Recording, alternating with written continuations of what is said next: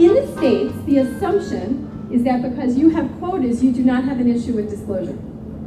Right? Oh, everybody's talking about their disability, right? That's not true.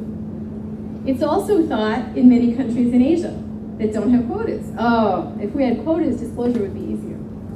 What we have learned is disclosure is an issue no matter what country we're in, whether there are quotas or not quotas.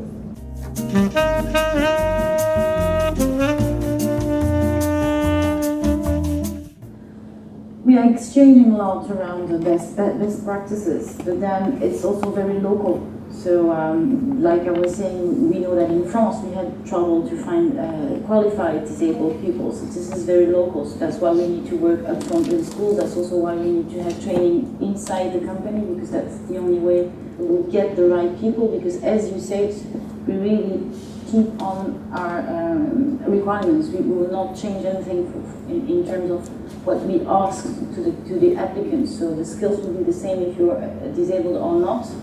I think it's also very important in terms of message and for the teams and the managers, because if you change that requirement, then you will sort of hire people that are not really in the standard of the company, and then you will not get the implication from the management. It was very important for us to keep that the requirements that we have for anyone, and it's the same for every I would say theme of diversity.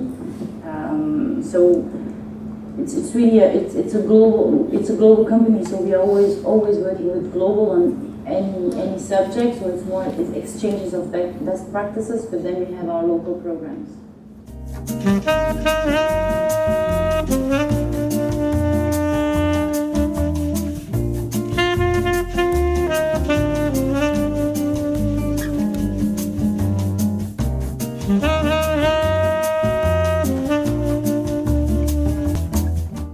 First of all, we have signed our first agreement on disability matters 13 years ago. It was in 1995.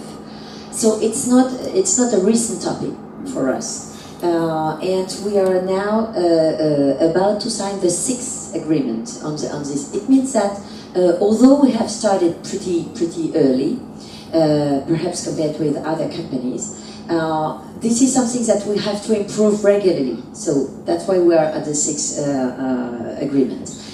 Second, I would say we are in an industry where we have at Renault, to give you an example, in France, we are at a rate of 8% of so-called disabled people in our workforce in France, which is, as you know, above the obligation of 6%.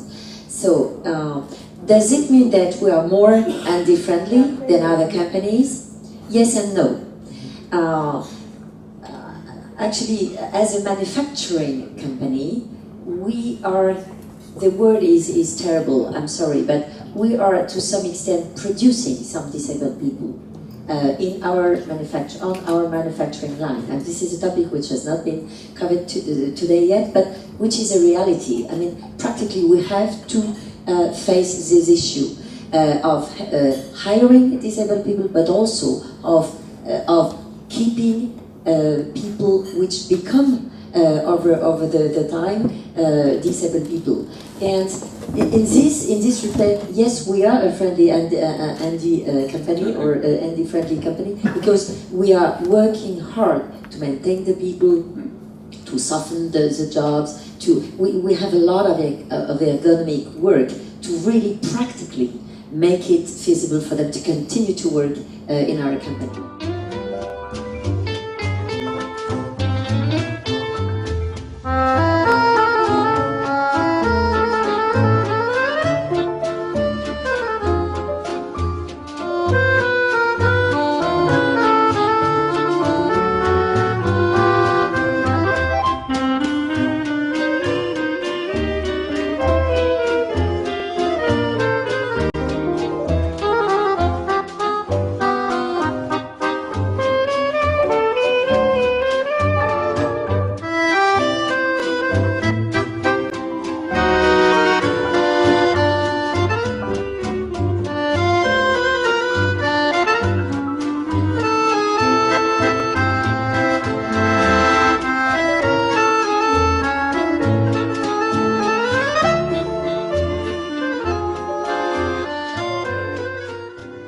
First of all, you have to know that we are more or less 500,000 people all over the world in 160 countries. So first of all, you realize how much complicated or challenging is to bring on our job, because the mission of IBM in terms of dedicated to accessibility is, as I said before, from 1917 when we hired the first disabled person inside our company.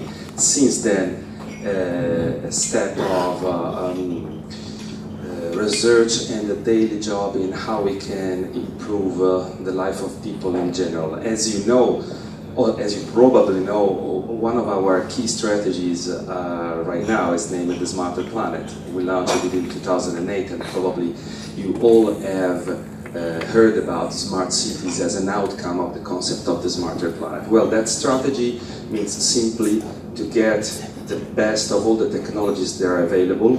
Most of them are already in place, not made by IBM, by whoever, so who made networking or enabling the connectivity of people, for example, is crucial, and leverage those technologies to help the people to do a better life, live a better life. Let's say find somehow in breaking happiness. I know it's a big word, but I think it's the next step in which we should have to work everyone. Say that is just to improve the life of people using the technologies that are available. For us as a mission, obviously we're a company that it's fully embodied with the technology. Technology is our history, but technology is strongly bounded to the word innovation, and is strongly bounded to who will take advantage of this innovation, and who is going to take advantage of this innovation is us, so it's people. So finally, it's not technology for itself. I mean, there's billions of wonderful technologies all over the world, and the best is just to take advantage of these technologies and put the people to take advantage of it. So use it for a meaningful reason.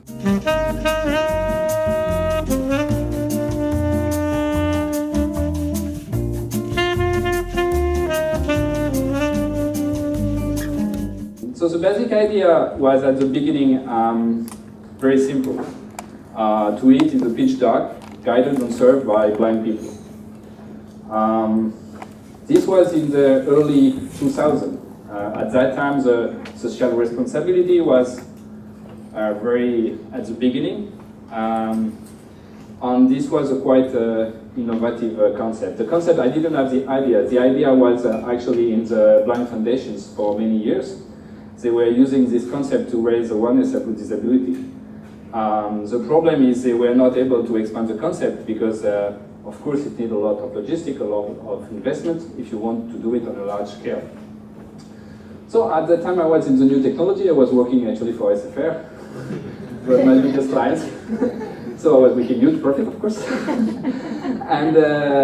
and I wanted to reinvest that profit in a useful company because I wrote a book at this time about social responsibility. And I was making conference and I was saying always the same people, telling the same things to the same people. So I was thinking, well, you know, maybe we have to move on and we have to do something. So I decided to create that company like a lab, in fact, like a labo. To show that a company, because from the beginning I wanted to be a company, not a foundation or a non-profitable, but a company, is able to have profits and to expand with half of its staff that is with heavy disabilities. To show to other companies, other entrepreneurs and other large corporations that To get 6% of people with disability is not such an effort if you think in the right way.